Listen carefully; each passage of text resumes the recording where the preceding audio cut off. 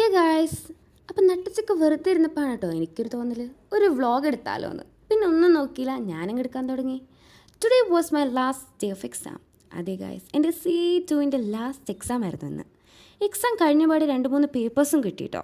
കുഴപ്പമില്ല, സഹിക്കത്തക്ക മാർക്കൊക്കെ ഉണ്ട്.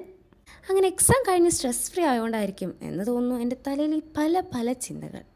ആ സന്തോഷത്തിൽ ഞാൻ വന്ന പാടെ എൻ്റെ ഔട്ട്ഫിറ്റൊക്കെ മിററിൻ്റെ മുന്നിൽ കയറി ചാടിക്കയറിയെടുത്തു. അത് കഴിഞ്ഞ് പിന്നെ ഫ്രഷൊക്കെ ആയി വന്നു. പിന്നെ ഞാൻ എൻ്റെ ബെഡങ്ങ് കണ്ടു. അപ്പം എനിക്ക് ഓർമ്മ വന്ന എൻ്റെ നഷ്ടപ്പെട്ട പല ദിവസത്തെ ഉറക്കങ്ങളാണ്. പിന്നെ ഞാൻ ഒന്നും നോക്കിയില്ല, കയറി കിടന്നുറങ്ങാൻ തുടങ്ങി. അൺഫോർച്ചുനേറ്റ്ലി എണീറ്റപ്പോൾ ഇച്ചിരി ലേറ്റായി, നൈറ്റായിപ്പോയി. പിന്നെ ഞാൻ എനിക്ക് തന്നെ ഒരു സോളോ ഓപ്പറേഷൻ കൊടുത്തു ഗൈസ്. വേറൊന്നുമല്ല, ഞാൻ തന്നെ എനിക്കൊരു മന്തിയും അൽഫാമും ഒക്കെ ട്രീറ്റ് ചെയ്തു എന്നാണ് ഞാൻ ഉദ്ദേശിച്ചത്.